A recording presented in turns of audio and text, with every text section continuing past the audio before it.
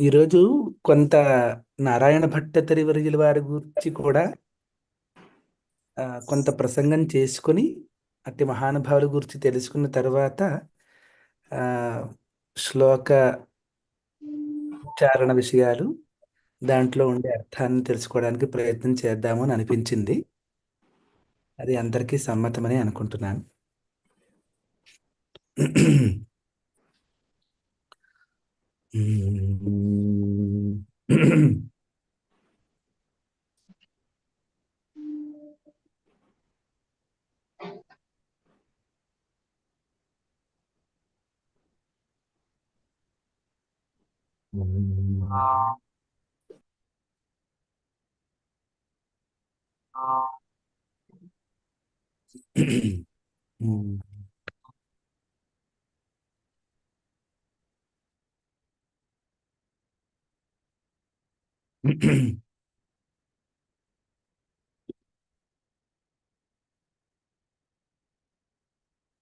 ఓం మహాగణాధిపతయే నమో నమః. శ్రీ గురుభ్యో నమః. హరి ఓం.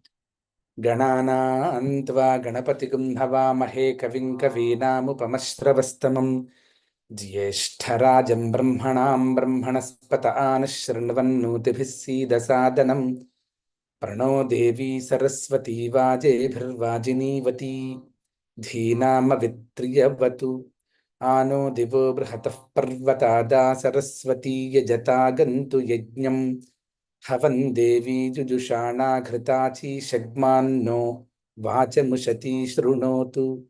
श्रीगुरुभ्यो नमः. हरिः ओम्.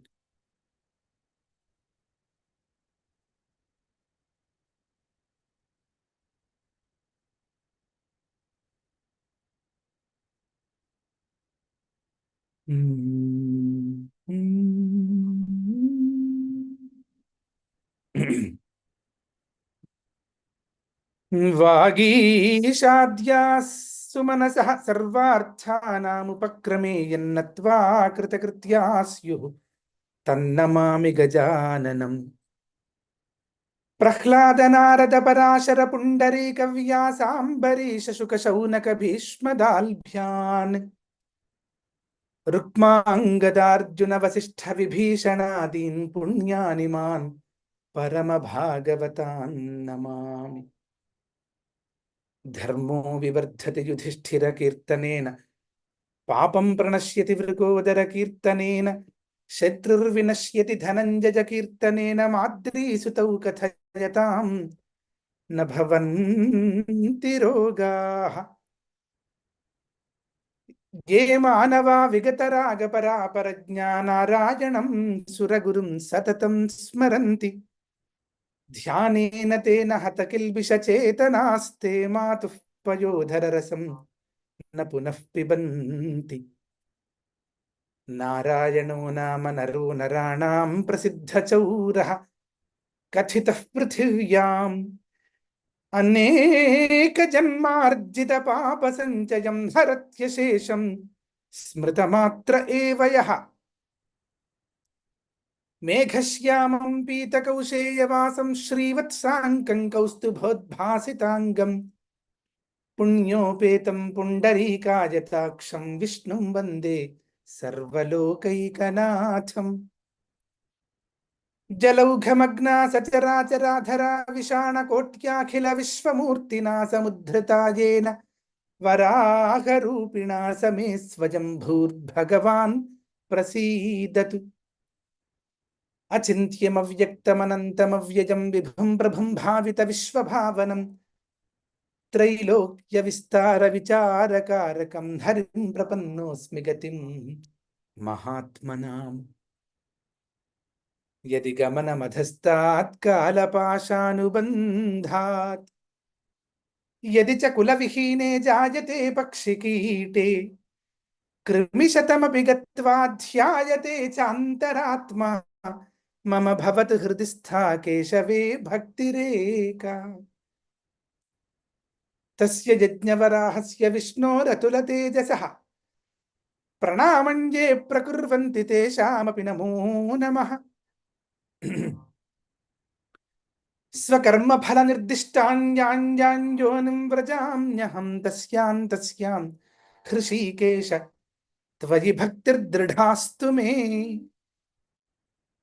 కృష్ణే రతాః కృష్ణమనుస్మరంతి రాత్రౌ చ కృష్ణం పునరుత్థితాయే తే భిన్నదేహాః ప్రవిశంతి కృష్ణే హవిర్యథా మంత్రహుతం హుతాశై. కీటేషు పక్షిషు మృగేషు సరీసృపేషు రక్షః పిశాచమనుజేష్వపి యత్ర యత్ర జాతస్య మే భవతు కేశవ త్వత్ప్రసాదాత్ త్వయ్యేవ భక్తిరచలా అవ్యభిచారిణీ చ. ఏకోపి కృష్ణస్య గతః ప్రణామః దశాశ్వమేధావభృతేన తుల్యః దశాశ్వమేధి పునరేతి జన్మ కృష్ణ ప్రణామి న పునర్భవాయ. గోవింద గోవింద హరే మురారే గోవింద గోవింద ముకుంద కృష్ణ గోవింద గోవింద రథాంగపాణే గోవింద గోవింద నమామి నిత్యం.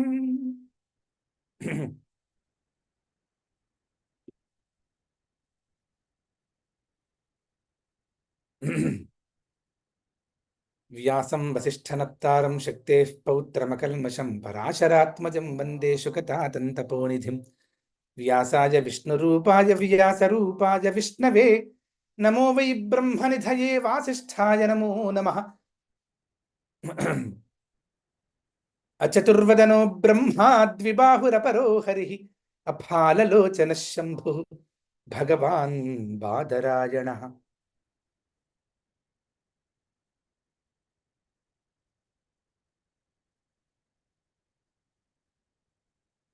బాదరాయణిం వందే శ్రీబాదరాయణిం వందే పరమాత్మైకదర్శనం యద్వక్త్రోత్థ సుధా గంగా జీయాద్ భాగవతీ సదా.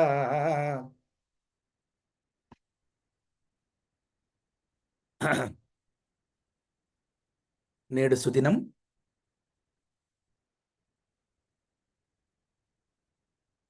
పెద్దల యొక్క అనుజ్ఞతోటి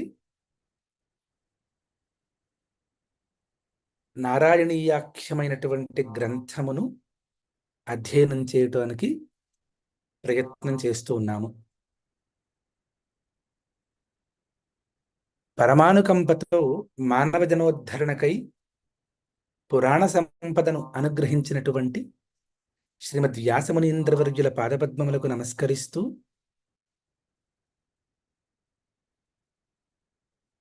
వారి చేత కూడా అర్చింపబడ్డారా అన్నట్లు వారి పుత్రరత్నమైనటువంటి బాదరాయణి పాదపద్మములకు నమస్కరిస్తూ వ్యాసమునీంద్రావతారమా అన్నట్లు కేరళ ప్రదేశం నుండి జనించినటువంటి శ్రీమన్నారాయణ భట్టతిరివర్య పాదపద్మములకు నమస్కరిస్తూ పెద్దలందరికీ కూడా మరల మరల నమస్కారములను ఒప్పుతూ అప్పగిస్తూ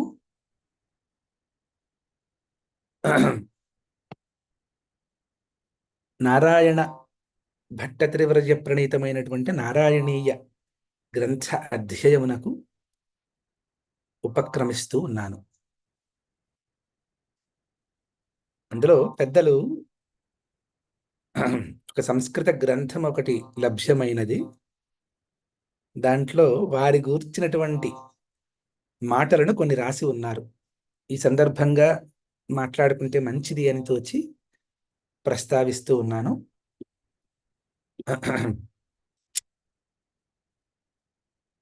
శంకర భగవత్పాద పూజ్యులు అలాగే పయ్యూర్ అనేటువంటి పేరుతో గృహనామకంతో విరాజిల్లినటువంటి భట్టులు అనేటువంటి పేరుతో కేరళ ప్రదేశం నందు జనించినటువంటి వారు, అలాగే ఎందరో మహాకవులను అందరినీ కూడా కన్నటువంటిది ఈ కేరళ భూమి అని ప్రారంభించారు వారు. అక్కడే ఉత్తరప్రదేశం నందు ఉత్తర భాగమునందు నిలా అనేటువంటి పేరుతో ఉన్నటువంటి నది దగ్గర శ్రీనావా అనేటువంటి పేరుతో ఒక దేవస్థానం ఒకటి ఉన్నది.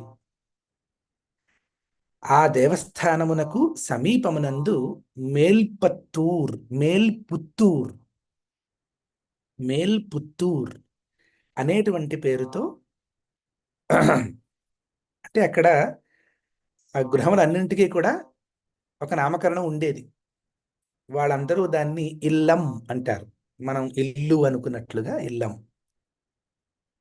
ఆ ఇల్లమునకు మేల్పుత్తూర్ అనేటువంటి అభిధానం అన్నమాట. ఆ మేల్పుత్తూర్ అనేటువంటి బ్రాహ్మణ గృహమునందు 1560 సంవత్సరమునందు కథానాయకులు నారాయణీయ భక్తి రసాయన అమృత ప్రదాతలు భట్టపాదులు జనించారు. వారి యొక్క నివాస స్థానం కాలక్రమంగా ఇప్పుడు కేవలం నామమాత్రంగా ఉన్నది అని కూడా చెబుతూ,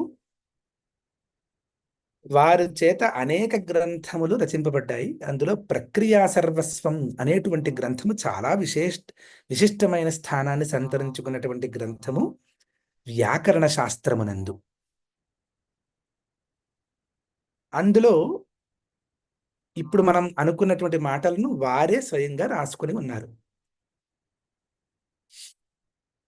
అంతేకాకుండా వారు ఎక్కడెక్కడ ఏమేమి చదువుకున్నారు అనేటువంటి విషయాన్ని కూడా ఇక్కడ శ్లోకంలో చెబుతూ ఉన్నారు.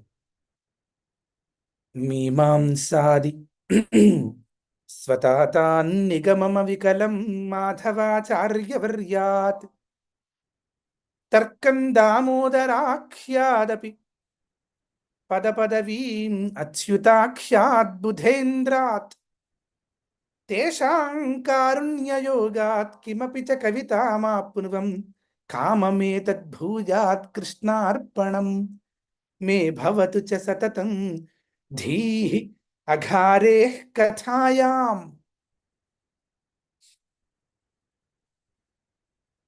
వేదములయందు పదవాక్య ప్రమాణములు అనేటువంటి పేరుతో విలసిల్లేటువంటి శాస్త్రములయందు వారు సద్గురువుల దగ్గర చదువుకోవటం వల్ల అఖండమైనటువంటి గతి కలిగినది అని తెలుస్తూ ఉన్నది. వారి తండ్రి గారి వద్దనే వేద శాస్త్రములను అధ్యయనం చేసి ఉన్నారు. మీమాంసాది ఆది శబ్దం చేత దానికి సంబంధించినటువంటి షడ్దర్శనములని పేరు కదా. కావలసినటువంటి అన్ని శాస్త్రములు కూడా మీమాంసాదులు. తాత సంస్కృతంలో అన్లైక్ అవర్ అదర్ లాంగ్వేజెస్ తాత అనేటువంటి మాట తండ్రిని సూచించేటువంటిది. స్వతాతాత్ వారి తండ్రి గారి వద్దనే చదువుకుని నిగమం అవికలం వేదాధ్యయనం అన్నమాట. ఎక్కడ ఏదో తొట్టుపాటుతో కొంచెం కొంచెంగా చదువుకోవడం కాకుండా చాలా గట్టిగా పూర్తిగా విద్వజ్జన సమ్మతంగా హర్షప్రోక్తంగా అధ్యయనం చేసి ఉన్నారు. మాధవాచార్యవర్యాత్ వేదాధ్యయనం వారి యొద్ద చదువుకుని ఉన్నారు. తర్కం దామోదరాఖ్యాత్ దామోదరుడు అనేటువంటి పేరు కలిగినటువంటి మహనీయుల వద్ద తర్కశాస్త్రమును పదపదవీం అచ్యుతాఖ్యాత్ బుధేంద్రాత్. పదపదవి అంటే పదస్థానము. సంస్కృతమునందు పదశాస్త్రము అంటే శబ్దశాస్త్రం అంటే వ్యాకరణము అని అర్థం. వాక్యము అంటే వాక్యశాస్త్రము అంటే మీమాంసా శాస్త్రము అని అంటారు. ప్రమాణ శాస్త్రము తర్కశాస్త్రము అంటే ఈ 3 పదముల చేత ఆ శాస్త్రముల యందు అఖండమైన గతి కలిగినటువంటి పండితులను పదవాక్య ప్రమాణ పారావార పారీణ అనేటువంటి మాట అంటూ ఉంటారు. పారావారము అనే మాటకి సముద్రము అని అర్థం. ఆ సముద్రమును ఒక ఒడ్డు నుంచి ఇంకొక ఒడ్డుకు చేరగలగటం. మామూలుగా నద్యాదులు ఒడ్డును చేరటమే చాలా కష్టమైనప్పుడు సముద్రమునకు ఆవలి ఒడ్డు ఎక్కడ ఉన్నది అని కనిపించకుండా ఉండేటువంటి స్థితిలో ఈ ఒడ్డు నుంచి ఆ ఒడ్డుకి చేరుకున్నారు అనడంలో తాత్పర్యం ఏమంటే అందులో ఆయా శాస్త్రములలో ఉండేటువంటి గభీరమైన విషయాలని చాలా చక్కగా అధ్యయనం చేసి అధ్యాపన కూడా చేయగలిగేటువంటి సామర్థ్యం ఉంటూ ఆ ప్రక్రియ కూడా చేపట్టి ఎందరో శిష్యులు తయారు చేసినటువంటి విద్వత్ కవీంద్రుడు వారు అని చెప్పటం కోసం అన్నమాట. అని వీరంటున్నారు ఇప్పుడు. అటువంటి వీరందరి దగ్గర నేను ఇవన్నీ చదువుకుని ఉన్నాను. తేషాం కారుణ్యయోగాత్ కిమపి చ కవితామాప్నువం. వీరందరి గురువుల యొక్క కారుణ్యం వల్ల ఏదో కొంత కవిత్వం కూడా అబ్బింది, కవిత్వాన్ని కూడా పొంది ఉన్నాను అని చెబుతూ కామమేతద్భూయాత్ కృష్ణార్పణం. తప్పకుండా ఇది అంతయు కూడా నేను ఏది రాశానో కవిత్వం అనే పేరుతో అదంతా కూడా కృష్ణార్పణం కావాలిగాక అని కోరుకుంటూ ఉన్నారు. అంతేకాకుండా మే భవతు చ సతతం ధీహి. నా బుద్ధి ఎల్లప్పుడూ కూడా అఘారేహే కథాయాం. అఘము పాపము, అరి శత్రువు.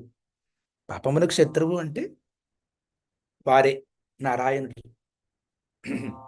అంటే వారి స్మరణ ఉంటూ ఉండగా పాపము దగ్గరికి వచ్చేటువంటి అవకాశం ఉన్నదా ఏమి? పాప చింతనకు కూడా శత్రువే కదా ఆయన. అది విశ్వాసం అంటే ఆ రకంగా ఉంటుంది. ఎవరిని నమ్ముకున్నామో వారిని పరిపూర్తిగా ఆశాంతము నమ్ముకోవటం. ఏదో జరిగిందంటే నాకు తెలియదు సుమి అన్నటువంటి స్థితి. ఒకానొక సందర్భంలో కొండకొచ్చో కొందరు భక్తుల యొక్క తీవ్రమైన విశ్వాసం ద్వారా ఆ కర్మను అనుభవించవలసి వస్తే పరమేశ్వరుడే అది అనుభవించినట్లుగా మనకు కానవస్తూ ఉంటుంది. అది ప్రేమకు ఉన్నటువంటి శక్తి. ఎందుచేతంటే ప్రేమలో తీసుకోవటం అనేది ఉండదట, ఇవ్వడం తప్పితే. ఈ భాగవతులు ఆ ఇవ్వడంలో తెలియనటువంటి స్థితి. మరి ఏమిస్తున్నారో, అందరికీ ఇచ్చేవాడికి ఏమిస్తున్నారో వారు తెలియదాయే. అది అతనికే తెలియాలి. అంతటి అఘారి. అటువంటి అఘారి యొక్క కథలయందు నాకు ఎల్లప్పుడూ నా బుద్ధి ఉండుగాక అని ఎవరంటున్నారు? ఆ అఘారి కథలను అందమైన శ్లోక రూపంలో రచించినటువంటి మహనీయుడే నాకు ఆ బుద్ధి ఉండుగాక అంటూ ఉంటే, నాబోటిగాడు ఏదో ఒక శ్లోకం పాడి నా వెనకాలే కృష్ణుడు ఉన్నాడు అనుకోవడం ఏ కోవకు చేరుతుందో అని చెబుతూ ఇందులో ఇక్కడ అచ్యుతాక్ష్యుడు అని చెప్తున్నారు కదా. అచ్యుతులు అనేటువంటి పేరుతో ఒక గురువు గారి దగ్గర వారు వ్యాకరణ శాస్త్రాన్ని చదువుకుని ఉన్నారు అని చెప్తున్నారు. ఆ గురువు గారికి ఒకానొక సందర్భంలో వాతరోగం వచ్చింది. అది ఇక్కడ వాక్యాలలో ఆ భావాన్నంతా రాశారనమాట. ఆ వాతరోగం వచ్చి నికామం అవశతాన్నీతేన గురుణ. చాలా అందంగా రాసి ఉన్నారు. వారు పాపం తట్టుకోలేకుండా ఉన్నారు. ఆ వేదనని భరించలేకుండా ఉన్నప్పుడు వెంటనే కర్మ విపాకము అనేటువంటి గ్రంథం ఒకటి ఉంది. దాంట్లో అనేక రకమైనటువంటి ప్రాయశ్చిత్తాల గురించి చెప్పబడి ఉంది. పెద్దలు రాసినటువంటి గ్రంథం. వీరు అప్పటికే చక్కగా వేదాంగముల యందు శాస్త్రముల యందు చదువుకోనిది ఏమైనా ఉందా అని సందేహమాయే. అన్ని చదువుకుని ఉన్నారు. ధర్మశాస్త్రముందు చాలా దృఢగతి ఉన్నవారు. దృఢగతి ఉండడం అంటే ధర్మశాస్త్రం నుంచి కేవలం మాట్లాడడం మాత్రం కాదు, అది ఆచరణలో ఉన్నటువంటి వారు. వారు ఈ కర్మ విపాక ప్రాయశ్చిత్తం అంతని కూడా చేసుకోవడం దేనికయ్యా అంటే, వారి గురువు గారు ఎవరైతే ఉన్నారో అచ్యుత పిశారటి అనేటువంటి పేరుతో ఉన్నటువంటి వారు, ఎవరి దగ్గరైతే వీరు వ్యాకరణాన్ని అధ్యయనం చేశారో వారిని పట్టి పీడిస్తూ ఉన్నటువంటి ఆ వాతరోగం ఏదైతే ఉన్నదో అది కర్మ విపాక ప్రాయశ్చిత్తము అనేటువంటి దానిని చేసుకుని తద్వారా తపశ్శక్తితో ఆ గురువు గారిని ఆవహించి ఉన్నటువంటి ఆ రోగమును తన మీదకి తీసుకోవటం. ఇది చాలా ఆశ్చర్యంగా ఉంటుంది. ఇందులో కూడా ఎవరో మహనీయులు చెప్పారు. ఆహా. పక్కవాడిని ఆడిపోసుకుంటూ పక్కవాడి మానసిక పీడకి కారణం అవడం చాలా సులభమే. కానీ పక్కవాని యొక్క వేదనని, నొప్పిని మనకి తీసుకోవడం అనేది అంత సులభం కాదు. దానికి ఎంతో తపశ్శక్తి కావాలి. వారు అప్పటికే ఎంతో తపశ్శక్తిమంతులు కాబట్టి వారి గురువు గారి వేదనకు కారణమైనటువంటి ఆ వాతరోగాన్ని వారు గ్రహించారట. వెంటనే అంటున్నారు, దాన సమనంతరమేవ అభూదుల్లాఘో దాత ప్రతిగ్రహీత వాతకీచ అని ఇక్కడ. అంటే ఆ దానం తీసుకున్నటువంటి వెంటనే ఆ దాత ఎవరైతే ఆ రోగాన్ని ఇచ్చారో ఆ పాపం వారేమీ శిష్యుని ప్రతిబంధం చేయలేదు. వీరి ప్రేమ ద్వారా వారు ఇవ్వవలసి వచ్చినదట. గురువుగారిని చూడలేకపోయారు ఆయన, బలవంతంగా బతిమాలితే వారు ఇచ్చినట్టున్నారు. వెంటనే ఆ నొప్పి లేశమాత్రం కూడా తెలియకుండా ఆ గురువు గారు స్వస్థులయ్యారట. వెంటనే వీరికి ఆ రోగ పీడ ప్రారంభమైంది. అసలు పరమేశ్వరుడు ఆ కర్మ నియతిని ఎంత చక్కగా ఉంచాడో అనిపిస్తుంది. ఏది ఎలా అవ్వాలో అలా అవ్వవలసినదే. అక్కడ అప్పుడు ఎప్పుడైతే గురువుగారు స్వస్థులయ్యారో ఆ స్వస్థులైనటువంటి గురువుగారిని చూసి ఎంత ఆనందపడిపోయారో అట వారు. ఆనందపడిపోయి మరి వారు ఇప్పుడు ప్రస్తుతం రోగపీడలో ఉన్నారు కాబట్టి విశ్వాత్మన పరమాత్మన కరుణామేవ ఆత్మనో రోగ నివృత్తౌ పరమౌషధం నిశ్చిత్య చ సత్వరమేవ సకృత్యవేది పుణ్యతమం ప్రచేతసాం తపోభూమిం గురుపవనపురం సమాసాద్య ప్రపత్య భగవచ్చరణౌ వ్రతి నిషేవాంచక్రే అని రాస్తున్నారు ఇక్కడ. కేవలం ఆ నారాయణుడి యొక్క కృపా లేశమాత్రము చేతే నా రోగమునకు నివృత్తి జరుగుతుంది, వేరే కారణం ద్వారా అవకాశము లేదు అని పూర్తిగా గ్రహించి వారు వెంటనే పుణ్యతమమైనటువంటి గురువాయూరు పత్తనమునకు వెళ్ళి అక్కడ భగవత్ చరణములను ఆశ్రయించి వ్రతంలో ఉంటూ ఆ నిషేవాంచక్రే ప్రతిరోజు కూడా ఆ నారాయణుణ్ణి గురువాయుపురాధీశుడైనటువంటి నారాయణుని యొక్క సేవ చేస్తూ ఉండేవారు అని చెప్తున్నారు. తర్వాత ప్రతిరోజు కూడా ఆ భాగవతార్థ సంగ్రహ స్వరూపంగా ఉన్నటువంటి పద్యములతో కూడినటువంటి దశకములను నిర్మిస్తూ ఆ హరిని స్తుతిస్తూ ఉన్నారట. తర్వాత ఎప్పుడైతే 1000 శ్లోకములను దాటి పూర్తిగా అది తయారైందో, పూర్తి అవ్వడమేమిటి, వెంటనే వారికి చక్షుషోర్లక్ష్యతామవాపకిల భగవాన్ స పుండరీకాక్ష. అసలు పుండరీకాక్ష అనేటువంటి మాట తలుచుకుంటేనే ఎంతో గొప్పదని. సంధ్యావందన ప్రారంభంలో కూడా అపవిత్ర పవిత్రోవా సర్వావస్థాంగతోపి వా యస్మరేత్ పుండరీకాక్షం స బాహ్య ఆభ్యంతర శుచి. అంతటి శ్రద్ధ మనకి కలిగి ఉండాలి. పుండరీకాక్ష పుండరీకాక్ష పుండరీకాక్ష అని 3 సార్లు అనవలసినదే. ఆ పుండరీకాక్షుడు ఎదురుకుండా నిలబడ్డాడట. ఎందుకంటే అవశుడయ్యాడు, అధీనుడు కూడా అయ్యాడు. అవశత్వం వస్తే అధీనత్వం వచ్చిందనమాట. అప్పుడు వారు ఎదురుకుండా ఉండి నీకు ఎలా కావాలో అలా కనపడుతున్నానా అని. అందుకనే చివరి దశకమునందు అగ్రే పశ్యామి తేజో నిబిడతర కళాయావలీలోభనీయం పీయూషాప్లావితోహం. ఇక వారి ఆనందమును వర్ణించడానికి కావలసినటువంటి శబ్ద సామగ్రిని అంతా సమకూర్చుకున్న శబ్దములే అహమహమికంగా నన్ను తీసుకో, నన్ను గ్రహించు అని నారాయణ భట్టి త్రివర్గుల వారిని కూడా కోరినా ఆ ఆనందాన్ని పూర్తిగా వర్ణించడానికి సరిపోలేదేమో అన్నట్లుగా ఉంటుంది ఆ నారాయణీయం అనేటువంటి గ్రంథం.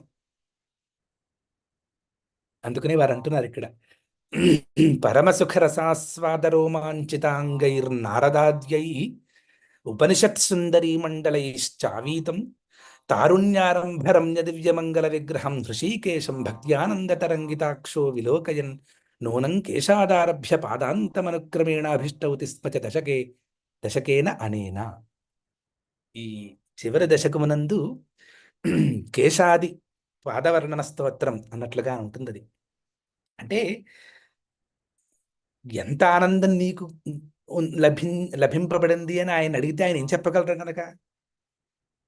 ఏ పదము పూర్తిగా ఆయనకి ఎంత ఆనందము ప్రస్తుతం ఉన్నది అని చెప్పడానికి సాధ్యపడుతుంది? ఏ పదము సాధీయానవుతుంది, సాధీయత్వం దానికి పొందబడుతుంది? అందుకనే కదా there is a limitation for the words అన్నమాట. అవర్ణీయ స్థితిని వర్ణించడానికి వర్ణాలకి ఎక్కడ సామర్థ్యం అని. వర్ణ సముదాయ రూపకమైనటువంటి పదములకు ఎక్కడ సామర్థ్యం ఉన్నది? కానీ అందంగా సుందరతమంగా వర్ణించి ఉన్నారు. అలాగా భగవద్ అనుగ్రహ పాత్రీభూతే తథా పరమానంద పీయూషాప్లావితే చ తస్మిన్ భక్తవరేణ్యే కథం పునరవస్థాతు మామయా ప్రభవేయు అని అంటూ ఉన్నారు మహానుభావుడు. ఆ భగవంతుని యొక్క అనుగ్రహ పాత్రభూతుడైనటువంటి నారాయణ భట్టతిరియందు, అలాగే పరమానంద పీయూషాప్లావితుడైనటువంటి నారాయణ భట్టతిరియందు, భక్తవరేణ్యుని యందు, సామాన్య భక్తుడా నాలాగా ఏదో నెగోషియేషన్తో ఉండేటువంటి భక్తుడా, నువ్వు ఇది ఇస్తే నేను ఒక 10 కొబ్బరికాయలు కొడతాను అనేటువంటి వ్యాపార ధోరణిలో ఉండేటువంటి భక్తి అది పరాభక్తి స్థితిలో ఉన్నటువంటి ఉత్తమ భక్తుల యందు అగ్రగణ్యులుగా ఉన్నటువంటి వారు భక్తవరేణ్యులు. అటువంటి వాని యందు ఆమయాహ, ఈ రోగములన్నీ కూడా ఉండడానికి లేశమాత్రమునైనా అక్కడ స్థితికి అవకాశం ఉన్నదా ఏమి అని అంటున్నారు ఆ వాక్యంతో. సమూలం ఉన్మూలిత కాయిక మానస సకలాతంక సచారితార్థ్యం తదాకిల అవాదీచ్చ అని అంటున్నారు. సమూలం ఉన్మూలిత కాయిక మానస సకల ఆతంక అని. ఇదంతా కూడా నారాయణ భట్టతిరివర్యుల వారిని వర్ణిస్తూ ఉన్నటువంటి మాట. ఎక్కడ సందేహమే లేదు, లేశమాత్రమయమును లేకుండా ఉన్మూలితం, that which is getting uprooted, జాడ కూడా లేదనమాట, స్పర్శ కూడా లేదు, ఆమయ స్పర్శ కూడా లేనటువంటి స్థితి. ఎటువంటి ఆమయాలు? కాయిక ఆమయము, మానసామయము. మానసామయానికి ఆధి అని పేరు, కాయికామయానికి వ్యాధి అని పేరు. వ్యాధి గాని ఆధి గాని స్పర్శ కూడా లేనటువంటి సకలాతంక, ఉన్మూలిత సకలాతంకుడు ఆయన. ఓకే, ఆయన ఎంతో ధన్యత్వమును పొంది అప్పుడు అన్నారట.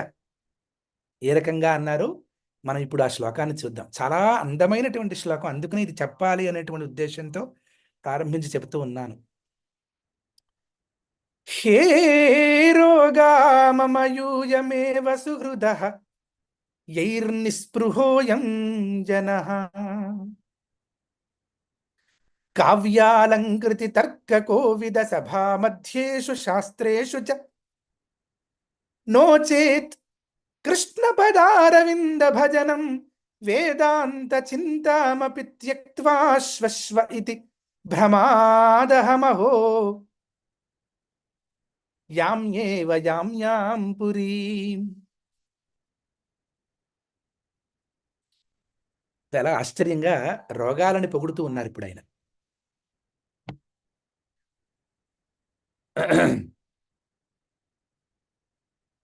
So you are the sheer responsible for my current magnum opus అని. హే రోగాహ, ఓ రోగములారా, మమ నాకు యూయమేవ సుహృద, మీరే మిత్రులు. సుహృత్ అంటే సామాన్యమైన మిత్రుడి కంటే ఇంకా దగ్గర వాడు కాబట్టి సుహృత్ అనమాట. యైహి నిస్పృహోయంజన, ఏ రోగముల ద్వారా అయితే నేను కోరికలు లేకుండా చేయబడ్డాను, అందువలన మీరు నాకు సుహృత్తులు అంటున్నారు ఆయన. సహజంగా ఏంటంటే బాగా రోగగ్రస్తమైగా ఉన్నప్పుడు కోరికలు తోచవు. ఎందుచేత? పీడలో ఉంటాం కాబట్టి. పీడను తప్పించుకోవడం అనేటువంటి కోరికే ఉంటుంది కానీ కోరికలు అన్నీ సిద్ధించుకుంటూ ఉండేటువంటి స్థితిలో ఉన్నటువంటి మానసిక స్థితి అప్పుడు ఉండదు. పీడ నివారణ ప్రధానంగా ఉంటుంది సామాన్య జనులకు.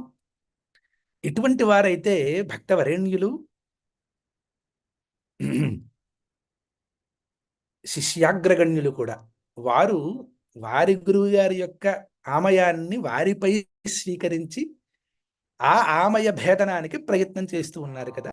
చేసిన తర్వాత ఆ సిద్ధి జరిగింది. వారే నారాయణులయ్యారు.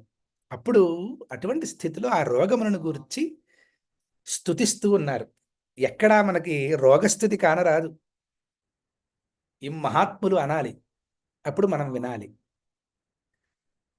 ఓ రోగములారా, మీరే నాకు సుహృత్తులు, ఎవరి ద్వారా అయితే నేను నిస్పృహునిగా చేయబడ్డానో అని చెప్తూ ఉన్నారు. స్పృహ అనే దానికి కోరిక అని అర్థం. నిర్గత స్పృహ యస్మాత్ సహ నిస్పృహ. అటువంటి విచారం ఇప్పుడు అవసరం లేదనుకుంటాను. ఆ కావ్యాల అయం జన కావ్యాలంకృతి తర్క కోవిద సభామధ్యేషు శాస్త్రేషు చ నిస్పృహోయం జన కృత అని. అంటే సహజంగా వారు ఎన్నో శాస్త్రములను అధ్యయనం చేసి ఉన్నారు, వేద వేదాంతాది ఆ, విద్యా పారంగతులుగా ఉండి ఉన్నారు కదా. అందుచేత ఏమవుతుంది అంటే ఏదో ఒక వ్యాసంగము ఉంచుకొని వాటి దానికి సంబంధించినటువంటి సభామధ్యముల యందు గాని శాస్త్ర చర్చల యందు గాని ఉండిపోవడం జరుగుతూ ఉంటుంది సహజంగా. అలా కాకుండా వాటి యందు అటువంటి వాటి అన్నింటి యందు కూడా నిస్పృహత్వాన్ని నాకు సంపాదించి పెట్టారు, నాకు అనుగ్రహించారు. ఓ రోగములారా, మీ వలనే అది జరిగింది. నోచేత్, లేకుంటే ఎందుకు అలా అంటున్నారు అని సందేహం వస్తుంది కదా సహజంగా. ఆ నోచేత్ అన్న ద్వారా he is giving the necessary reason. నోచేత్ కృష్ణ పదారవింద భజనం వేదాంత చింతామపి త్యక్త్వా. రెండు విషయాలు ఇందులో. వేదాంత చింత అంటే వేదాంత శ్రవణము, మననము, నిధిధ్యాసనము అని మూడింటి విషయమును దాన్ని అక్కడ క్రోడీకరించి ఉన్నారు. లే లేకుంటే కృష్ణ పదారవింద భజనం జరిగి ఉండేది కాదు. వేదాంత చింత కూడా తప్పకుండా ఉండేది కాదు. ఆ రెంటిని కూడా వదిలిపెట్టి శ్వహ శ్వహ ఇది భ్రమాత్, రేపు చేద్దాంలే రేపు చేద్దాంలే అనేటువంటి భ్రమతో అహం నేను అహో అయ్యయ్యో యామ్యేవ యామ్యాం పురీం.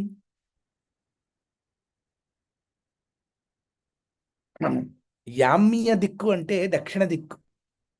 ఆ దక్షిణ దిక్కుగా ఉన్నదట యమపురి. ఆ యమపురి యధీశుడు ధర్మమూర్తి, ధార్మికులకు ఎంతో ప్రసన్నాత్ముడు, అధార్మికులకు ఉగ్రమూర్తి. యామి ఏవ యామ్యాం పురీం.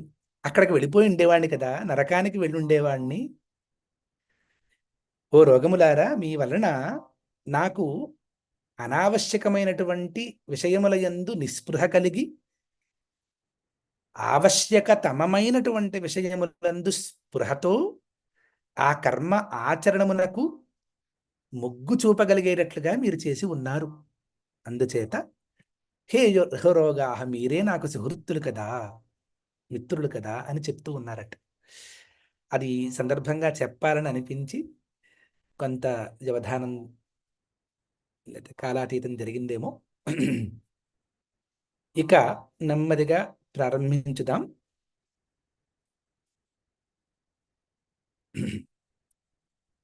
వీరు ఈ నారాయణీయం అనేటువంటి ఆ, కావ్య కావ్యం ఏదైతే ఉందో దానికి వ్యాఖ్యానం చేసి ఉన్నారు మహనీయులు ఎవరో. వారు మొదటి శ్లోకం చాలా అందంగా రాసి ఉన్నారు, అందుకని అదొక్కటి ఆ, చర్చించుకుందామని అనిపిస్తోంది. వ్యత్యస్తపాదకమలం సాచీకృతముఖాంబుజం ప్రాపూరయంతం మురళీం నమామి పురుషోత్తమం.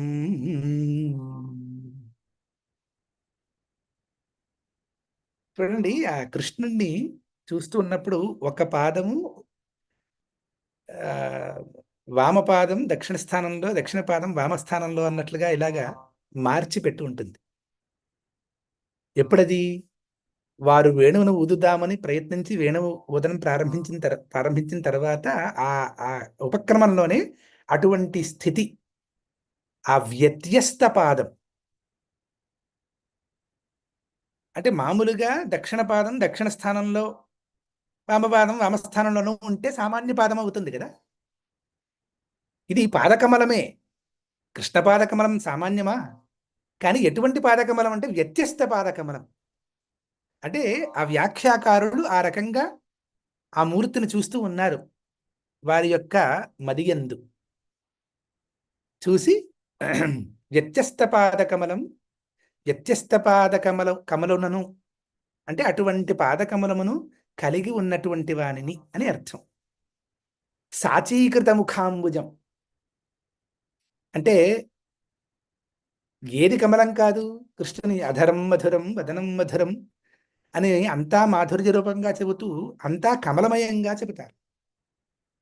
కరారవిందేన పదారవిందం ముఖారవిందే వినివేశయంతం అని కదా.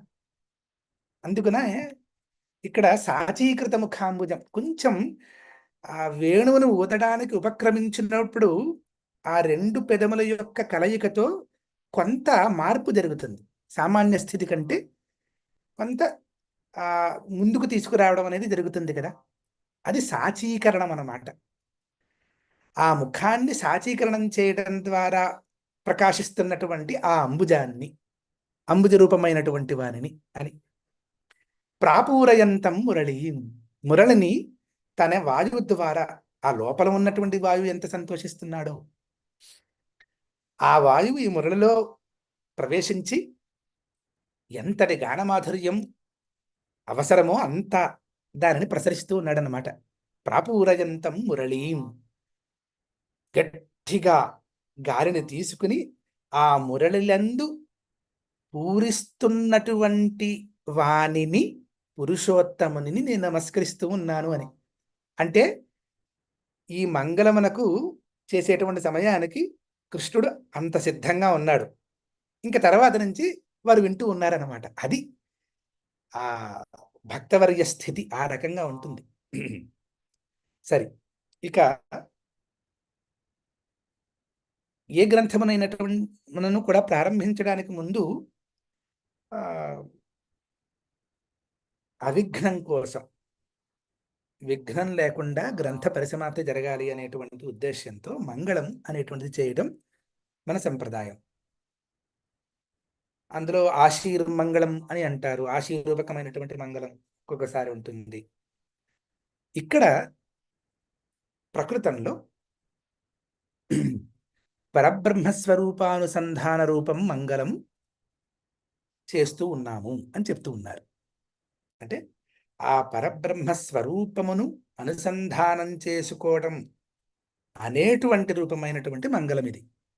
అదే మంగళ శ్లోకం. ఆ మంగళ శ్లోకంతో ప్రారంభిస్తూ ఉన్నారు.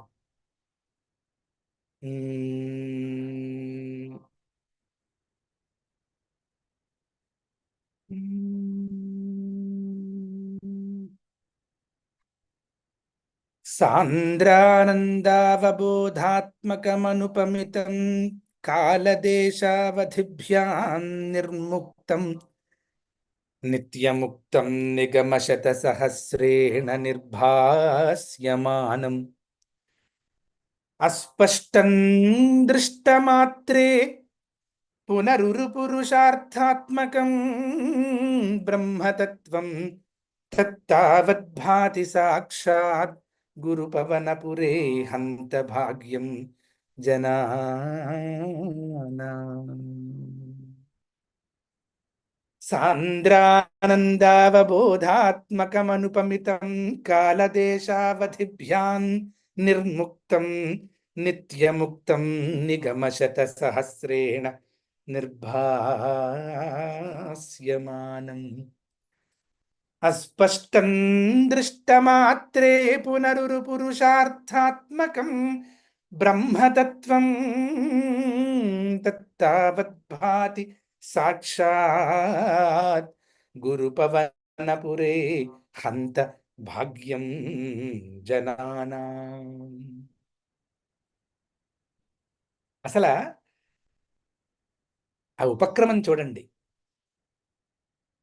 భాగ్యకామునిగా ఉన్నావా నీవు, నారాయణి గ్రంథాన్ని చదువు అని ప్రథమ శ్లోకాన్ని చెబుతూ ఉన్నట్లుగా ఉంది. భాగ్యము, ఏ భాగ్యము అంటే అది that is up to an individual. కొంతమందికి మోక్ష భాగ్యము,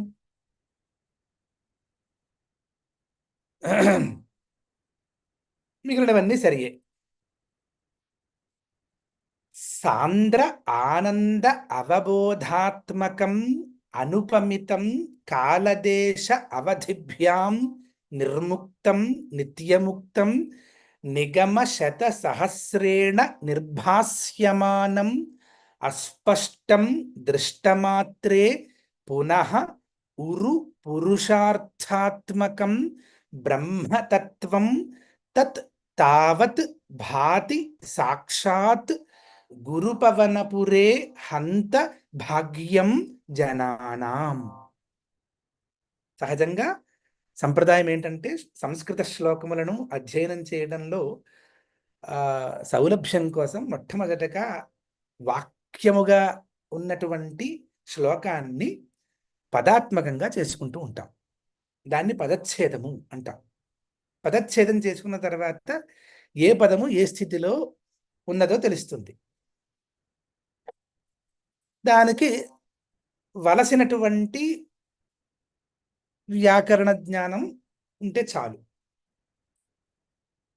తరువాత ఆ పదముల యొక్క సముదాయం చాలా సమీపముగా ఉన్నప్పుడు వాటికి ఒక బంధం ఏర్పడాలి. దానినే సంధి అంటాం. ఆ సంధిమయంగా ఉన్నటువంటి పదజాలాన్ని వాక్యంగా తీసుకుంటాం. ఈ కవితా విశేషం ఏమిటంటే సామాన్య వాక్యమే వినిన వెంటనే ఆనందాన్ని కలిగించేటట్టుగా అలంకార భూయిష్టంగా ఉన్నట్లయితే అది కవిత అవుతుంది. అంతే కదా. అది ఇక్కడ వాక్యములన్నింటినీ కూడా రమణీయతమంగా చెప్పారు కాబట్టి అది కవితాత్మకమైనటువంటి వాక్యం. ఇది ఈ వాక్యమునందు ఇంతటితో ఒకసారి నేను let me get a feedback from all of you what is happening.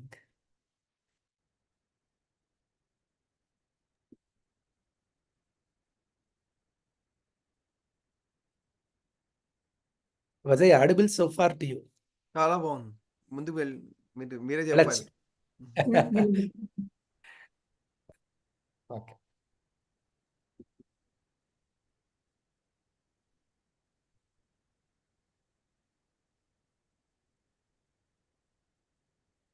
ఎటువంటి స్థితిలో ఉన్నప్పటికీ కూడా చంద్రదర్శనం జరిగితే మానసాహ్లాదమునకు కారణంగా ఉంటుందట. నాకు ఇప్పుడు కొంత ఆహ్లాదం కలిగింది. సాంద్రానందేతి అని ప్రారంభించి చెప్తూ ఉన్నారు. అథ యద్యపీదం స్తోత్రం సమస్తమపి మంగళమితి న పృథక్ మంగళాచరణం ఆవశ్యకం తథాపి జగత్సృష్ట్యాదీనాం అత్ర ప్రతిపిపాదయిషితతయా యస్మాత్ జగదుత్పత్తి తత్స్వరూపస్య ప్రథమం ప్రదర్శనం ఆవశ్యకం తస్య చ పరబ్రహ్మస్వరూపానుసంధానరూపత్వేన మంగళోత్తమతయా మంగళం కృతమిత్యుక్తేరపి న అనుపపత్తి ఇత్యనుసంధేయం. ఇక్కడ భక్తి స్తోత్రం కదండి, దీనికి మరలా విడిగా మంగళాత్మకంగా ఉండాలా అంటే శాస్త్ర మర్యాదను అనుసరించి ఎవరి నుంచి అయితే ఈ జగత్తంతా సృష్టింపబడి ఎవరిని చేరుతూ ఉన్నదో అటువంటి వానిని పరంబ్రహ్మరూపకంగా ఉన్నటువంటి తత్వాన్ని చర్చించుకోవటం, తత్వాన్ని గూర్చి చెప్పటమే మంగళాత్మకంగా ఉన్నది అని క్లుప్తంగా అర్థం చెప్పి ఉన్నారు. తత్ బ్రహ్మ గురుపవనపురే తావత్ సాక్షాత్ భాతి.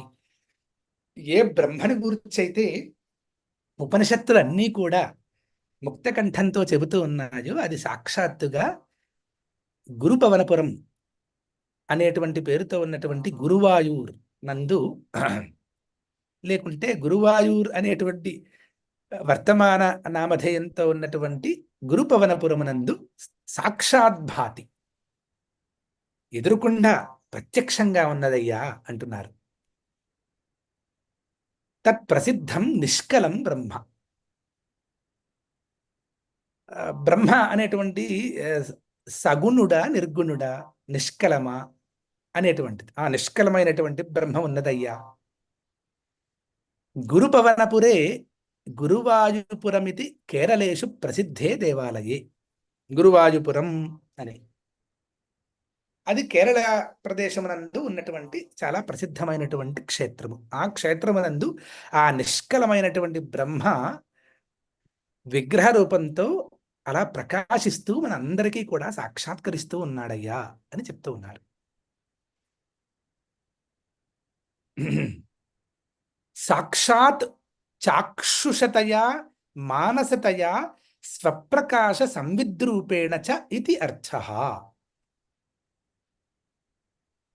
అంటే సాక్షాత్ అని కూడా పదం వాడారు.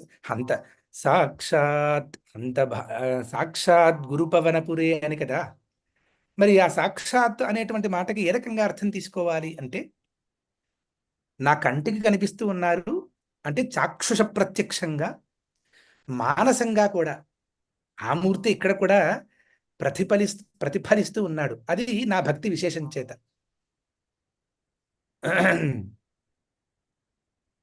So there is something called melting devotion. When your devotion gets ripen enough, అప్పుడు ఆ మానస ప్రత్యక్షం. స్వప్రకాశ సంవిద్రూపేణ అంటే ఆత్మ ప్రత్యక్షంగా, సంవిత్ జ్ఞానం, అదే జ్ఞానము, అదే బ్రహ్మ అనే పేరుతో ఉన్నటువంటిది. ఆ స్వప్రకాశ జ్ఞానము, స్వప్రకాశ సంవిత్తు అనేటువంటి రూపంతో నాకు ఎదురుకుండా ప్రకాశిస్తూ ఉన్నదయ్యా అని చెప్తూ ఉన్నారు. ఆ స్వ అనేటువంటి పదం చాలా ముఖ్యం. ఎందుకంటే ఎంతటి ధ్యానములో ఉండి నారాయణుణ్ణి విడిగా సేవిస్తూ అర్చిస్తూ నారాయణ ప్రత్యక్షం అయినప్పటికీ కూడా ఆ స్వాభిన్నంగా నారాయణుణ్ణి చూడనంత వరకు అద్వైత స్థితి కానరాదు. అందుకని స్వప్రకాశ సంవిత్ భాతి ప్రత్యక్ష గోచరీ భవతి. ప్రకాశిస్తూ ఉన్నది నాకు ఎదురుకుండా స్వామి ఉన్నాడు.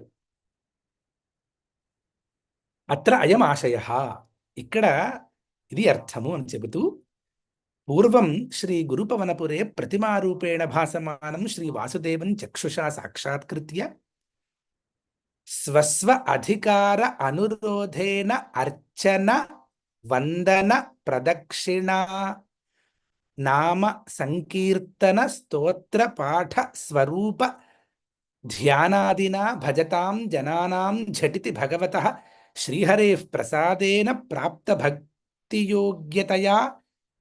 భక్తియోగతయా అహమఖండం బ్రహ్మాస్మీతి చిత్తవృత్తి రుదేతి. సా చ బ్రహ్మ విషయా సతీ బ్రహ్మగత అజ్ఞాన బాధన ద్వారా తత్కార్యభూతం శరీరాది ప్రపంచం తదంతర్భూతం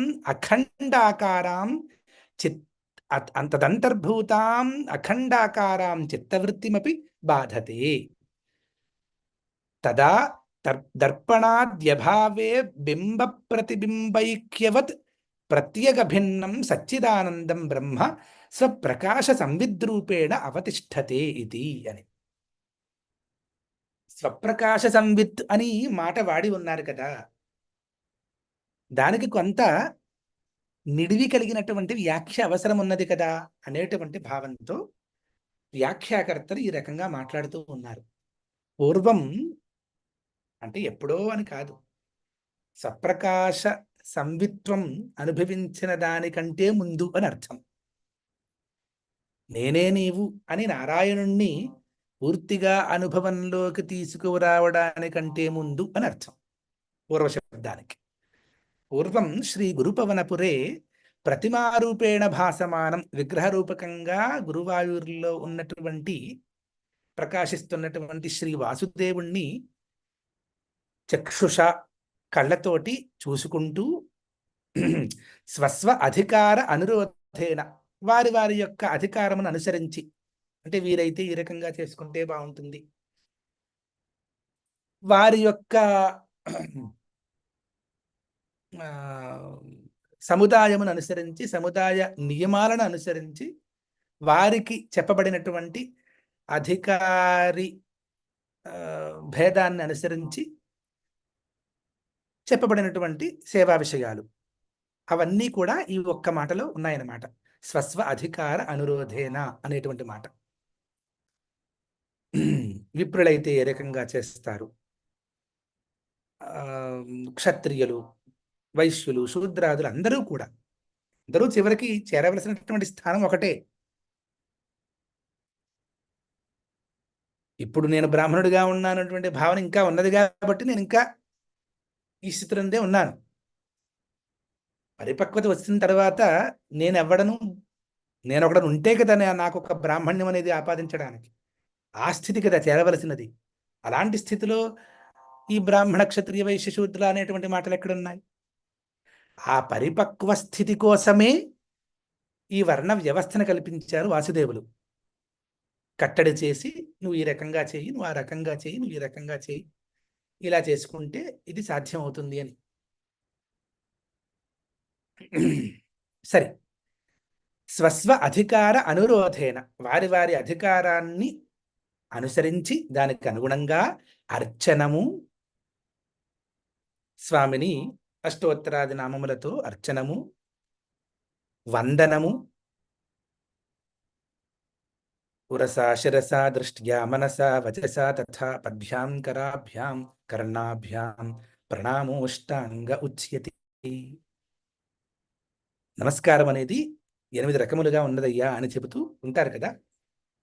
ఆ రకమైనటువంటి వందనాన్ని ఆచరించి, ప్రదక్షిణను చేసి, నామ సంకీర్తనం చేసుకుంటూ, స్తోత్రపాఠములను చేసుకుంటూ, స్వరూపధ్యానము అంటే ఈ ఇన్ని రకాలైనటువంటి వాటిలో అన్ని రకముల ద్వారా, వీలైతే కేవలం ఒకదాని ద్వారా అయినా సరే, ఎవరైతే స్వరూప ధ్యానం చేసుకుంటూ ఉన్నారు, అక్కడ కూడా చూడండి, స్వరూప ధ్యానం. భగవంతుడు నీకంటే ఆవల ఉన్నాడు అనేటువంటిది తప్పకుండా అజ్ఞానమనే చెప్తారు. కానీ సాధన ఎప్పుడు ఆ రకంగానే ప్రారంభం అగుగాక, భక్తి అక్కడే కదా. ఎప్పుడైతే ఆ భక్తి కలిగింటూ సాధన ప్రారంభమైందో, ఇక భక్తి లేనటువంటి స్థితి కేవలం నీవాయే. భక్తి అంటే భాగము, విభాగము కదా. నీవు నేను ప్రారంభమయ్యి సాధన చేసి పరిపక్వమై పరాభక్తి స్థితిలో బ్రహ్మభూత ప్రసన్నాత్మ నశోచతి నకాంక్షతి సమస్సర్వేషు భూతేషు మద్భక్తిం లభతే పరాభక్తి స్థితి. అది జ్ఞానంలో పర్యవసన్నం జరుగుతుంది.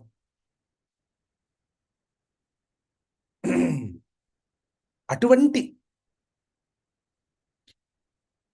జ్ఞానరూపకమైనటువంటి భక్తి స్థితి రావాలి. అప్పుడు ఆ విభాగం ఉండదాయే. అందుచేత స్వరూప ధ్యానాదిన భజతాం జనానాం. ఈ రకముగా రకరకములుగా విభిన్న రకములుగా లేదా అన్నింటినీ కూడా ఉపయోగిస్తూ నిన్ను ధ్యానిస్తున్నటువంటి వారిని, ఆ జనముల యొక్క స్థితిని అనుసరించి నిన్ను ధ్యానించేటువంటి జనులందరికీ కూడా భగవత శ్రీహరే ప్రసాదేన, ఆ శ్రీహరి యొక్క ప్రసాదముతో ప్రాప్త భక్తి యోగతయా, ఆ భక్తి యోగము అనేటువంటిది ప్రాప్తించాలి. అదే మొదట మామూలుగా లావాదేవీలతో రూపంగా భక్తి అనుకుంటున్నట్లుగా ఉండేటువంటి భక్తితో ప్రారంభమై ప్రాకృత భక్తిగా ఉన్నటువంటిది నెమ్మదిగా కొంత పరిపక్వత జరిగి మానసిక కొంత వికాసం జరుగుతుంది. అందులో మధ్యమ భక్తి స్థాయి వస్తుంది. నెమ్మదిగా కోరికలను అడగడం అనేటువంటి ఆ సారిని, ఆ list of the desires get enormously decreased. ఆ పరిపక్వ స్థితికి వస్తూ ఉండే కొద్దీ కూడా తరువాత పరాస్థితికి వెళ్ళడం అనేది.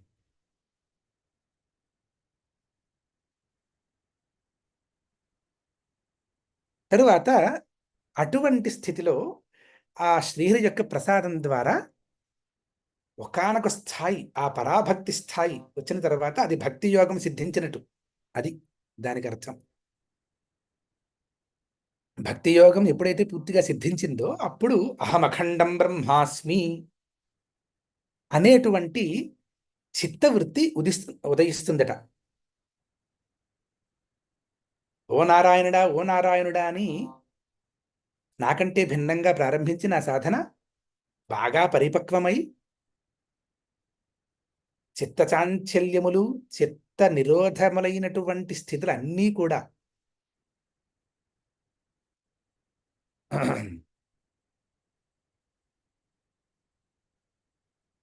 తొలగి యోగము, యోగ చిత్తవృత్తి నిరోధ అని కదా. ఆ చిత్తవృత్తులన్నీ కూడా అనావశ్యకములైనటువంటివన్నీ కూడా తొలగి యోగ, అప్పుడు యోగం సిద్ధిస్తుంది. అది భక్తి యోగం ఇక్కడ ప్రకృతంలో. అటువంటి భక్తి యోగం ఎప్పుడైతే సిద్ధించిందో అహమఖండం బ్రహ్మాస్మి, ఇంకా నాకంటే వేరుగా ధ్యానించడానికి ఎవడన్నాడాయే? ధ్యానము, ధ్యాత, ధ్యేయము,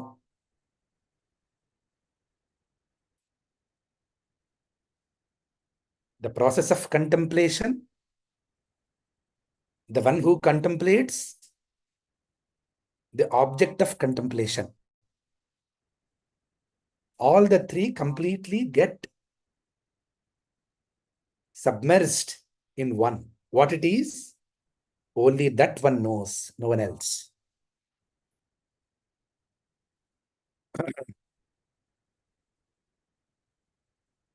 ఇప్పుడు అనిపిస్తుందట అహమఖండం బ్రహ్మాస్మి.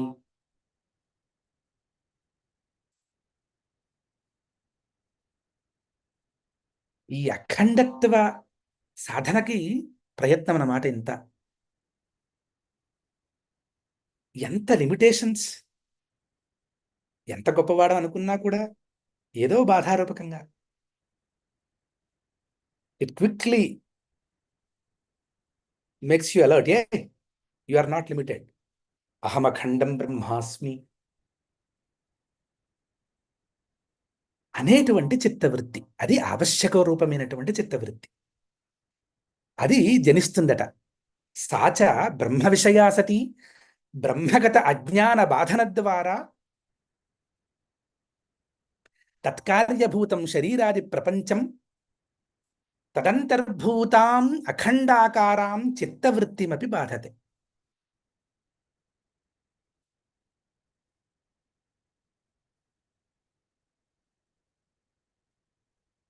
ఇప్పుడు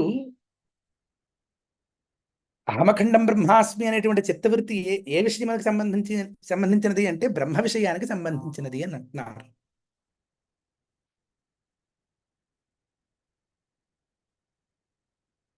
ఏ రకమైనటువంటి అజ్ఞానం ఉన్నప్పటికీ దానికి బాధన బాధనం కలిగించి ఈ శరీరాది ప్రపంచం ఏ రకంగా ఏదైతే మనం చూస్తూ ఉన్నామో అంతటికీ కూడా ఈ మాయారూపకమైనటువంటి ఏ స్థితి ఏదైతే ఉందో దాని అంతటికీ కూడా మూల రూపకమైనటువంటిది అఖండాకారంగా ఉన్నటువంటిది చిత్తవృత్తి.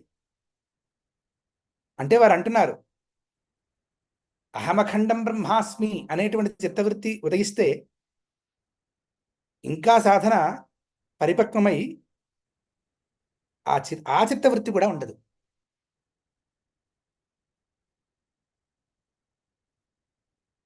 అప్పుడు అది కూడా లేకపోతే దర్పణాద్యభావే బింబ ప్రతిబింబైక్యవత్ ప్రత్యేక భిన్నం సచ్చిదానందం బ్రహ్మ స్వప్రకాశ సంవిద్రూపేణ అవతిష్టతే.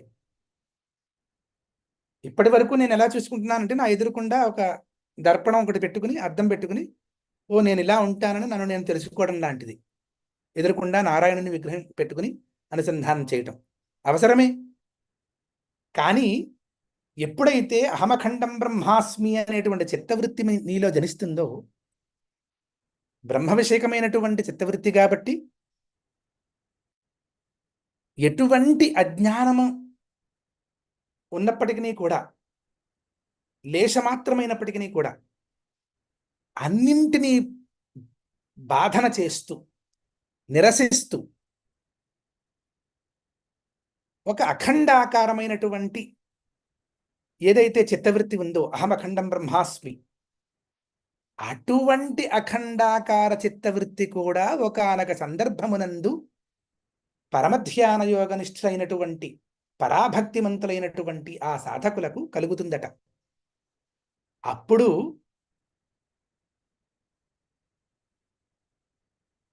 ప్రత్యేక భిన్నం, తనకంటే అభిన్నమైనటువంటి నారాయణుడు తానుగా గోచరిస్తాడట. అదేమిటో వారికే తెలియాలి.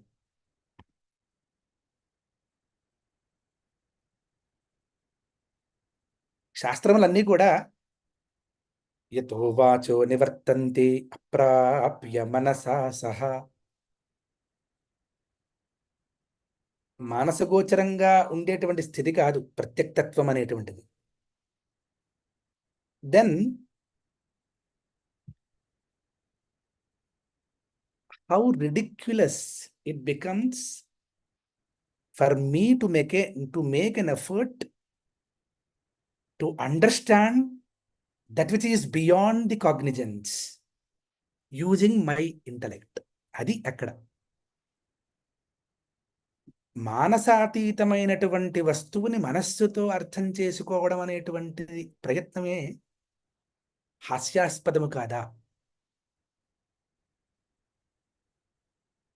అంటే అది కారకము. ఆ స్థితికి, ఆ అట్టి అనుభవ స్థితికి ఇదంతయు కూడా ఉపయోగంగా ఉంటుంది. అందుచేత అవసరం, వలసినది. ఎప్పుడైతే అహమఖండం బ్రహ్మాస్మి, నేను అఖండ స్వరూపమైనటువంటి ఆ బ్రహ్మను అనేటువంటి చిత్తవృత్తి ఇక్కడ జనించి అజ్ఞాన వశం చేత ఉండేటువంటి ఎట్టి భావనలైన కార్యజాతమైన ఏదైనా సరే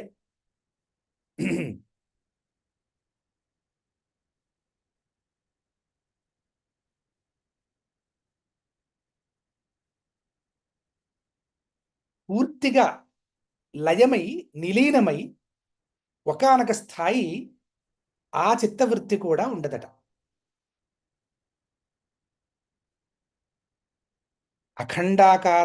అఖండాకారాం చిత్తవృత్తిమపి బాధతే. అంటే శాశ్వతమైన అఖండమైనటువంటి వస్తువు ఒకటి, అట్టి శాశ్వతమైన అఖండమైన వస్తువును నేను అనేటువంటి చిత్తవృత్తి ఒకటి. ఇది అఖండాకారంగా ఉంది, అక్కడ అఖండాకారమైన వస్తువు ఒకటి ఉంది అని అనుకుందాం. అయితే ఈ సాధన పరిపక్వమైనటువంటి స్థితిలో ఈ అఖండాకార వృత్తి రూపకమైనటువంటి ఈ చిత్తవృత్తి కూడా వెళ్ళిపోతుంది ఒకానొక స్థాయిలో.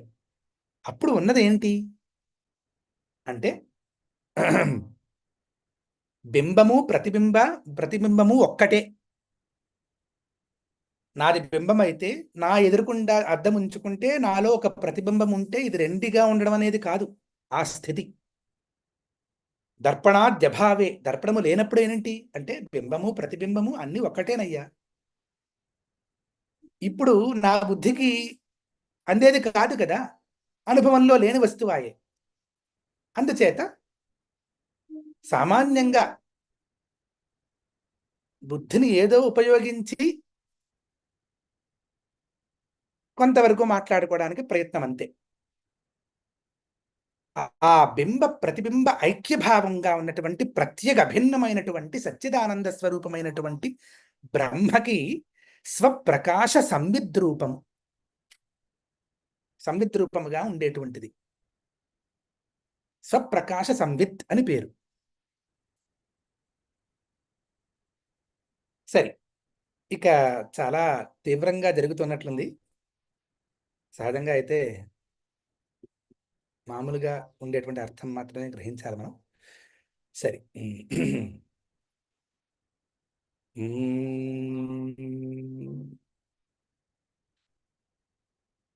ఒక 2 వాక్యాల్లో అర్థాన్ని పూర్తి చేద్దాం అనుకుంటున్నాను. సాంద్ర ఆనంద అవబోధాత్మకం అనుపమితం. ఆనందము, సాంద్రానందము, గాఢతమమైనటువంటి ఆనందం. ఏ ఆనందముని గురించి అయితే ఉపనిషత్తుల్లో వర్ణించబడి స ఏకో బ్రహ్మణ ఆనంద అని ఉపనిషత్తులు అనేకంగా చెబుతూ ఉన్నాయి, చాలా దృఢతమంగా వర్ణించి ఉన్నాయి. ఆనందంలో తారతమ్యాల గురించి ప్రసక్తి వచ్చినప్పుడు భీషాస్మాద్వాతఃపవతి అని ప్రారంభించి ఆనందవల్లి అనేటువంటి పేరుతో ఉండేటువంటి ఉపనిషత్తులో ఈ విచారం కనిపిస్తూ ఉంటుంది. అందులో స ఏకో బ్రహ్మణ ఆనంద, చివరిగా అవిచ్ఛిన్నమైనటువంటి ఆ స్రోతస్సు, ఆ ఆనందం ఏదైతే ఉందో దానికి గాఢతమంగా ఉండేటువంటి ఆనందంగా నారాయణ భట్టితృపతి గారు చెబుతూ ఉన్నారు. సాంద్ర ఆనంద అవబోధం, జ్ఞానం, అట్టి ఆనందమే జ్ఞానం అన్నమాట. ఇది ఏ రకంగా చెప్పుకోవాలి? సచ్చిదానందంగా చెప్పుకోవాలి. సాంద్ర ఆనంద అవబోధాత్మకంగా ఉన్నటువంటిది అనుపమితం. ఇప్పుడు ఎవరి ముఖంగా అయినా చూసిన దాని తర్వాత చాలా అందంగా ఉంటే బా చంద్రుల్లా ఉన్నావు, చంద్రబింబంలా ఉంది నీ ముఖం అని చెప్పుకోవడానికి బాగుంటుంది. ఈ చంద్రాది వస్తువులు కూడా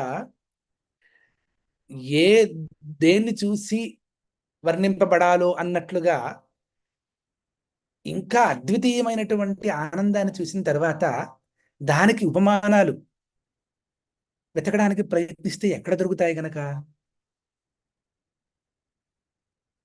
అందుచేత అనుపమితం, there is no simile absolutely.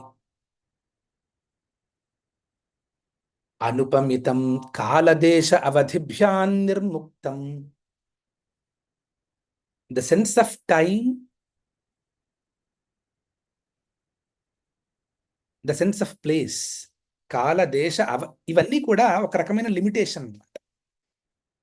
The highest limitation that you can ever think of is something time, time and space. దానికి కూడా ఆవలిగా ఉన్నటువంటి వాటి చేత కూడా నిర్ముక్తం, విడువబడినటువంటి స్థితి ఎవరు? ఆయనే. ఏ శక్తినైతే అఖండంగా, నిర్గుణంగా, నిరంజనంగా, నిరుపమితంగా వర్ణించుకుంటూ ఉన్నాము. నిత్యముక్తం. ఆ భగవంతుడు కూడా, నారాయణుడు కూడా ఎప్పుడో కొన్ని బాధలు పడ్డాడు, తర్వాత మోక్షం వచ్చింది అనేటువంటి మాట స్థితి కాదు నారాయణుడిది. నిత్యముక్తం.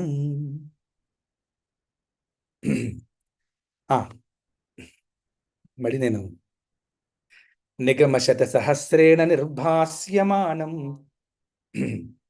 అన్ని వేదములతో కూడా వేదముల యొక్క వర్ణన ద్వారా ప్రకాశించినటువంటి శరీరము కలిగిన వాడు నిగమ శరీరి ఆయన. వేదమే శరీరముగా కలిగినటువంటి వాడు. నిగమ శతసహస్రేణ, 1,00,000 వేదాది గ్రంథములు ఉండొచ్చుగాక, వాటన్నింటి చేత కూడా ప్రకాశించబడేటువంటి వస్తువుగా ఉన్నవాడు. వేదాంత శాస్త్రంలో వస్తువు అనేటువంటి పేరుకి బ్రహ్మ అని అర్థం ఉంది. అస్పష్టం దృష్టమాత్రే పునరురుపురుషార్థాత్మకం బ్రహ్మతత్వం.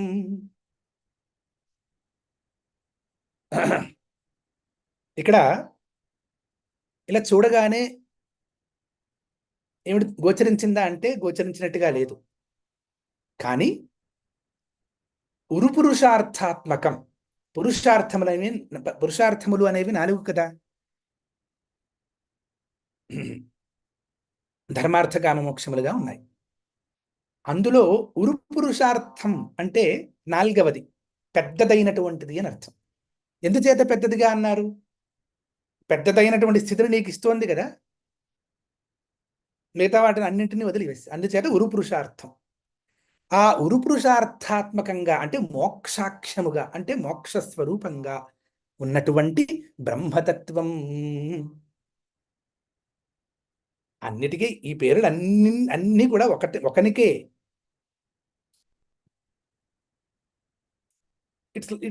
It's like looking at the same from different angles అంటుంటారు కదా. ఏకం సద్విప్రా బహుధా వదంతి. Different interpretations are possible absolutely to explain, exposit the one and only thing.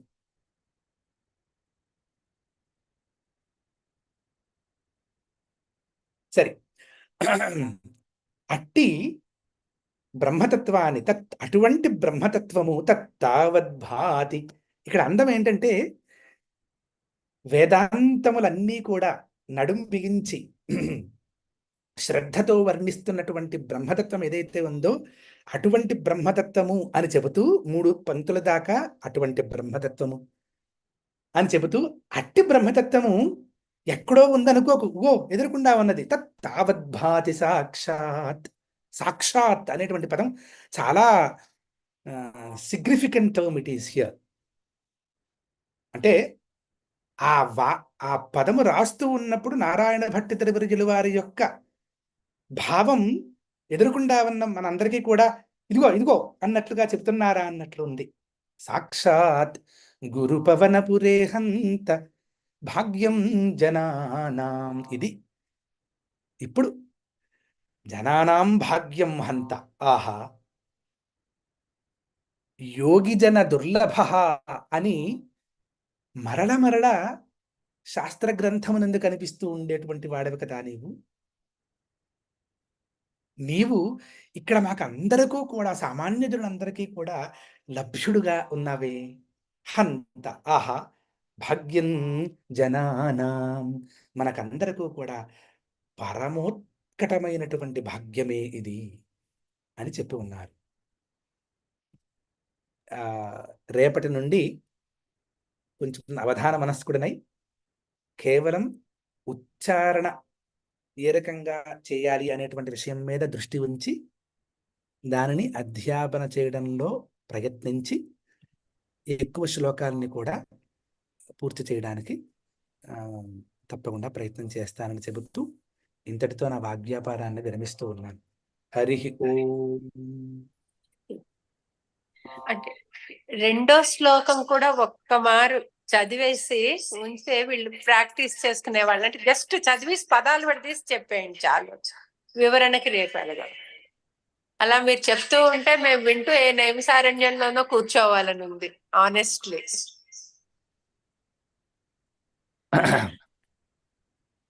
ఇప్పుడు నేను మళ్ళీ షేర్ చేయనా 2వ శ్లోకం? అక్కర్లేదా మీ దగ్గర? లేదు, బుక్స్ ఉన్నాయి అంటే PDF లోను చేసినా చెయ్యండి. ఒక్క పద విభజన చేసేస్తే సో రేపు క్లాస్కి వచ్చేసరికి ఈ 2 ప్రాక్టీస్ చేసుకుని రెడీగా ఉంటారు. తమ్ముడు, ఇంకొక విషయం అమ్మా. ఇది ఏంటంటే ఒక సెంటెన్స్ ఎక్కడ నుంచి ఎక్కడి వరకు మనం చదవచ్చు. అది కూడా ఒక్కసారి చెప్పేసి. తప్పకుండా తప్పకుండా. Thank you. సరే, అయితే మొదటి శ్లోకానికి మరల వెళ్ళనా? కామేశ్వరి, నేను మార్క్ చేసుకుంటున్నాను. ఆయన చదువుతున్నప్పుడే ఆపుతున్నారు. ఒక్కమారి గమనించుకుంటే ఆల్రెడీ మొదటి శ్లోకానికి చెప్పారు. కాల దేశావిదభ్యాం నిర్ముక్తం దగ్గర మొదటి కామా వస్తుంది, నిత్యముక్తం 2. తర్వాత నేను గ్రూప్ లో పెడతాను. ఓకే, బికాస్ అలాగే విరిచి చెప్పారు. ఇంకో మారు కూడా చెప్పొచ్చు, తప్పులేదు. టైం దీనికోసం సాంద్రానందావబోధాత్మకం అనుపమితం కాలదేశావధిభ్యాం నిర్ముక్తం నిత్యముక్తం నిగమశతసహస్రేణ నిర్భాస్యమానం అస్పష్టం దృష్టమాత్రే పునః ఉరుపురుషార్థాత్మకం బ్రహ్మతత్వం తత్ తావద్భాతి తత్తావద్భాతి అలా కూడా చెప్పచ్చు. సాక్షాత్ గురు పవనపురే హంత భాగ్యం జనానాం. ఇప్పుడు నేను చేసినది పదచ్ఛేదం కాదు, ఎక్కడ ఏ రకంగా విరుచుకుంటే బాగుంటుంది అని, ఏ రకంగా ఆపుకుంటే బాగుంటుందనే విషయంలో చెప్పాను. పదచ్ఛేదం అనేది వేరే రకంగా ఉంటుంది. సాంద్ర ఆనంద అవబోధాత్మకం అనుపమితం కాలదేశ అవధిభ్యాం నిర్ముక్తం నిత్యముక్తం నిగమశతసహస్రేణ నిర్భాస్యమానం అస్పష్టం దృష్టమాత్రే పునః ఉరుపురుషార్థాత్మకం బ్రహ్మతత్వం తత్ తావత్ భాతి సాక్షాత్ గురు పవనపురే హంత భాగ్యం జనానాం. ఎప్పుడైతే మనం పదచ్ఛేదం అనుకున్నామో, పదము అనేటువంటి మాటకి సమస్త పదము అని కూడా అర్థం ఉంది. సమస్త పదం is nothing but the compound word. Compound word has got minimum 2 words in it, maximum can be anything. Mostly maybe 10, something like that. అందుచేత ఇక్కడ సాంద్రానందావబోధాత్మకం అనేది కూడా సమస్త పదం. ఆ సమస్త పదంలో మరల విడివిడిగా పదములు ఉన్నాయి.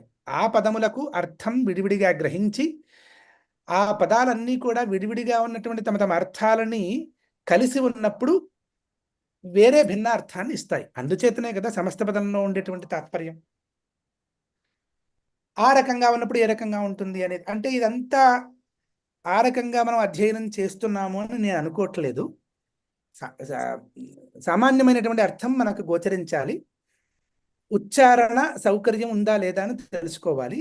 ఎక్కడైనా ఉచ్చారణకు సంబంధించిన సందేహాలు ఉంటే అవి నివృత్తి చేసుకోవాలి. చివరికి తప్పు లేకుండా నిర్దుష్టంగా ఉచ్చరిస్తూ సామాన్యమైనటువంటి అర్థము ఆ శ్లోకమునకు సంబంధించినది మన కళ్ళ ఎదుట ఉండాలి. అది సరిపోతుంది అని నేను అనుకుంటూ ఉన్నాను. తర్వాత ఏవం దుర్లభ్య వస్తుని అపి సులభతయా హస్తలబ్ధే యత్ అన్యత్ తన్వా వాచా ధియా వా భజతి బత జనః క్షుద్రతా ఏవ స్ఫుటా ఇయం ఏతే తావత్ వయం తు స్థిరతర మనసా విశ్వపీడాపహత్యై నిశ్శేషాత్మానం ఏనం గురు పవనపురాధీశం ఏవ ఆశ్రయామః. ఇప్పుడు నేను చేసిన దాన్ని పదచ్ఛేదం అని అంటారు. అంతే కదా? ఇప్పుడు అడిగింది ఇంకేమైనా చెయ్యాలా? అంతే. కామేశ్వరి అంతేనా? నేను జస్ట్ ఎక్కడ ఆపాలి అన్నది అడిగాను. పదచ్ఛేదం కరెక్టే, నేను అది చెప్పాను అంతే. ఆపడం అనేటువంటిది అంటే ఎక్కడ ఆపడం అంటే ఒక ఫ్లోలో వెళ్తాం కదా, అది ఒక నేను అనుకోవడం అర్థానుసారంగా ఎక్కడ కామా తీసుకోవాలి అన్నది అనుకుంటాను. కామేశ్వర వదిన చెప్తూ అంతేనా వదిన? అంతే అంతే అంతే. అవును, ఆ అర్థానుసారంగా ప్రథమ శ్లోకానికి ఏ రకంగా ఎక్కడ ఆపితే బాగుంటుంది అన్నది నేను చేశాను. ఇప్పుడు రెండవ శ్లోకానికి మనం రేపు చూసుకుందాం. సరే, తప్పకుండా. పదచ్ఛేదం అయితే తెలిసింది. అక్షర స్పష్టత కూడా చాలా ముఖ్యం. ఈ తాళవ్యాధి శకారము, దంతియ సకారము, మూర్ధన్య షకారము, హకారము, ఆ అచ్చుగా గ్రహించినటువంటి ఋకారము, హల్లుగా ఉన్నటువంటి రకారము, ఇటువంటి విషయాలు కొంచెం అవధానం ఉంటే తప్పులు లేకుండా ఉచ్చరించడానికి యోగ్యత కలుగుతుంది. అది సందర్భానుసారంగా వీటిని చెప్తూ ఉంటారా మాకు? ఇప్పుడు మీరు చెప్పినవన్నీను ఇప్పుడు ఇక్కడ అవును, నాకు ఉరు పురుషార్థ అన్నారు కదా, డివైడ్ చేస్తూ. కరెక్ట్. అది టుగెదర్ కనుక మనం చదివినప్పుడు పునరురు అని చదవచ్చా, లేకపోతే పునఃపురు అనే చదవాలా? లేదు, మనకి టెక్స్ట్ లో ఎలా కనిపిస్తుందో అలాగే చదవాలి. మనం ఎప్పుడైతే దాన్ని పదచ్ఛేదం చేసుకున్నామో పునః అని అనుకున్నాం. అది పునః ఉరు అని ఎప్పుడైతే అవి రెండు దగ్గరికి వచ్చాయో ఒక సంధి జరిగింది, పునరురు అని అవుతుంది. అంటే ఇది మొత్తం ఇప్పుడు మీరు ఎలాగ పారాయణలో మీరు ఎలా చదువుతారో ఒక్క మారు చదివేస్తే నెక్స్ట్ పదచ్ఛేదం అయింది టుగెదర్ కూడా అర్థం అవుతుంది. అప్పుడు ముందు అలా అలానే. అవును, ఇప్పుడు శ్లోకం చదువుతున్నాను అయితే. సాంద్రానందావబోధాత్మకమనుపమితం కాలదేశావధిభ్యాం నిర్ముక్తం నిత్యముక్తం నిగమశత సహస్రేణ నిర్భాస్యమానం అస్పష్టం దృష్టమాత్రే పునరురు పురుషార్థాత్మకం బ్రహ్మతత్వం తత్తావద్భాతి సాక్షాత్ గురుపవనపురే హంత భాగ్యం జనానాం. శ్లోకం ఇప్పుడు నేను చదువుతున్నట్టుగా చదవాలి అనేటువంటి నియమం ఏం లేదు. ఎవరికి ఏ రకంగా అనుకూలంగా ఉందో ఆ శ్లోకాన్ని వారు ఆ రకంగా చదువుతారు. కాకపోతే ఎప్పుడైనా వారు చెప్పవలసి వచ్చినప్పుడు, అర్థం చెప్పవలసి వచ్చినప్పుడు వారికి ఏ రకంగా అర్థమైంది అన్న విషయం చెబుతున్నప్పుడు మనకు తెలుస్తూ ఉంటుంది.